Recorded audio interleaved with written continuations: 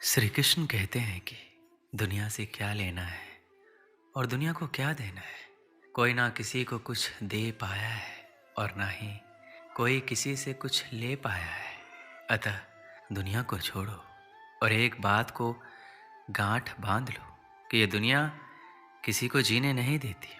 सीधे चलने वाले को कहती है सीधे क्यों चल रहे हो, और टेढ़े चलने वाले को तुम सीधे क्यों नहीं चलते हो। आप बस अपने खिलाफ मत होना, अपने हिसाब से और अपनी खुशी के लिए सब करो।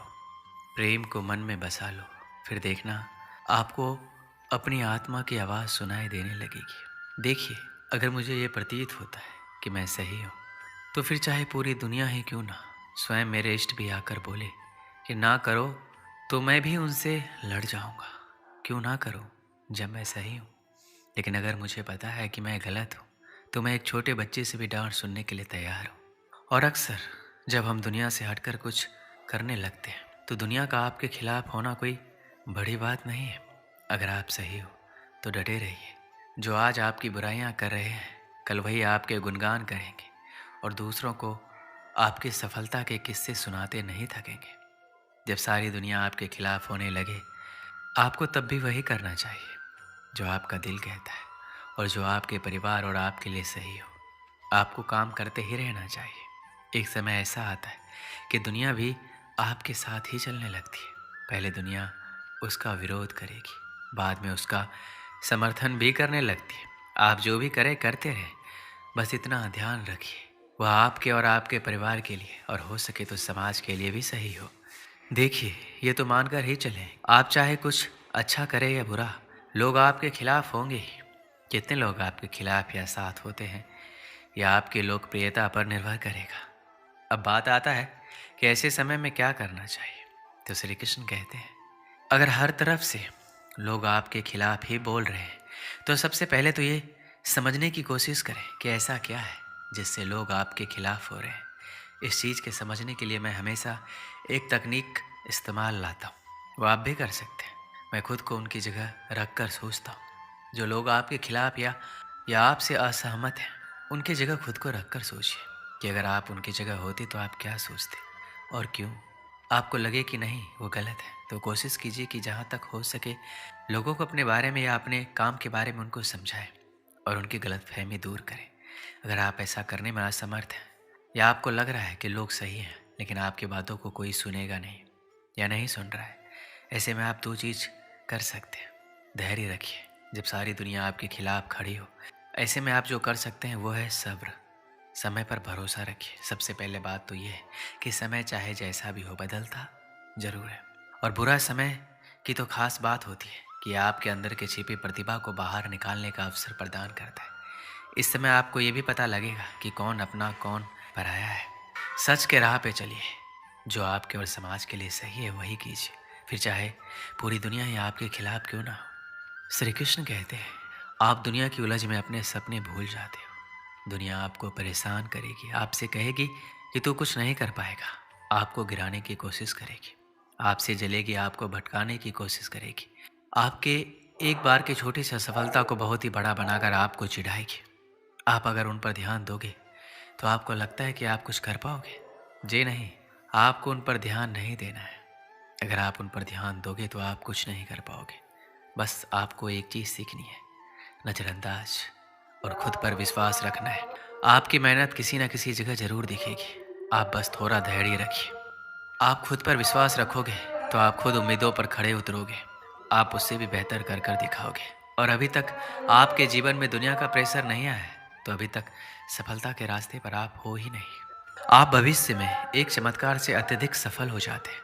आप अपने देश में एक सुपरस्टार, एक रोल मॉडल बन जाते हैं। हर जगह आपके बारे में चर्चा है, लोग आपको जानना चाहते हैं। जब आप अपनी आत्मकथा लिखने का फैसला करते हैं, लेकिन जब आप अपनी आत्मकथा लिखने बैठते हैं, तो आप समझते हैं कि आपने ऐसा कुछ नहीं किया जिससे आपको सफलता मिली। आप समझते हैं आपको ये सफलता सिर्फ एक संयोग से मिली है।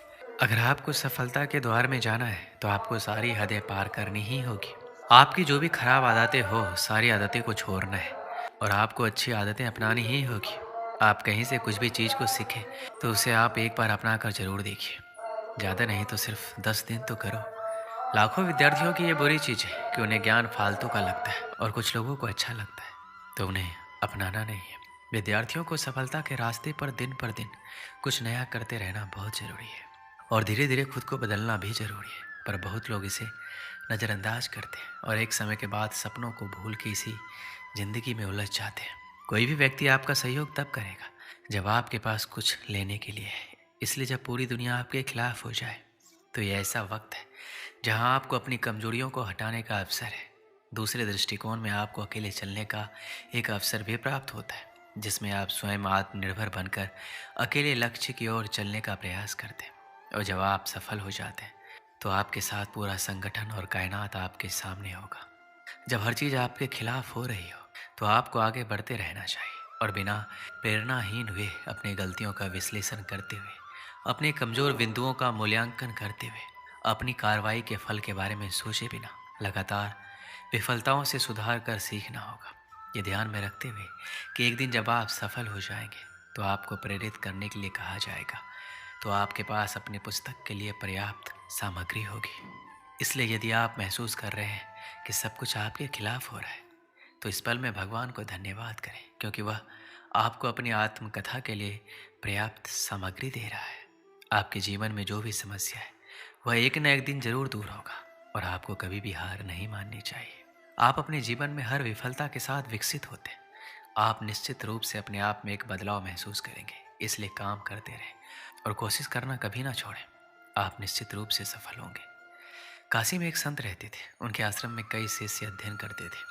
कुछ शिष्य की इच्छा पूरी होने पर एक दिन संत ने उन्हें बुलाकर कहा कि अब तुम लोगों को समाज के कठोर नियमों का पालन करते हुए विनम्रता से समाज की सेवा करनी होगी। तो एक शिष्य ने कहा, गुरुदेव, हर समय विनम्रता से काम नहीं चलता। तो संत समझ गए कि अभी भी इसमें अभिमान मौजूद है। थोड़ी देर बाद मौन रहने के बाद उन्होंने कहा, जरा मेरे मुंह के अंदर ध्यान से देखकर बताओ कि कितने दांत रह गए हैं। बारी बारी से सभी शिष्यों ने संत का मुंह देखा और एक साथ बोले कि आपके सभी दांत टूट चुके हैं। तो संत ने कहा कि जीभ है या नहीं। तो शिष्यों ने समझा कि गुरुजी मजाक कर रहे हैं और बोले उसे देखने की जरूरत नहीं है, जीभ अंत तक साथ रहती है। उसने कहा, यह बहुत ही अजीब बात है।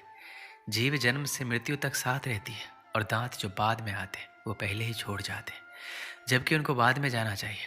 आखिर ऐसा क्यों होता है? संत ने कहा, नहीं भगत, इसका जवाब इतना आसान नहीं है जितना तुम समझ रहे हो। जीभ इसलिए साथ नहीं छोड़ती क्योंकि उसमें लोच है। वो विनम्र होकर अंदर पड़ी रहती है क्योंकि उसमें किसी तरह का अहंकार नहीं है। उसमें विनम्रता से सब कुछ सहने की शक्ति है, इसलिए वह हमारा हमेशा साथ देती है। जबकि दांत बहुत कठोर होते हैं और उन्हें अपने कठोरता पर अभिमान होता है। वह जानते हैं कि उनके कारण इंसान की खूबसूरती बढ़ती है, इसलिए वह बहुत कठोर होते हैं और उनका यही अहंकार और कठोरता उनकी बर्बादी का कारण बनते हैं। इसलिए तुम्हें यदि समाज की सेवा गरिमा के साथ करनी है तो जीभ की तरह विनम्र बनकर नियमों का पालन करो, क्योंकि विनम्रता ही हमें जानवरों से अलग करता है। बस इस बात को ध्यान रखें कि हमारी विनम्रता, हमारी कायरता ना समझी जाए। दोस्तों, इस वीडियो में बस इतना ही। मिलते हैं अगली वीडियो में। अपना ख्याल रखिएगा। जय श्री कृष्ण।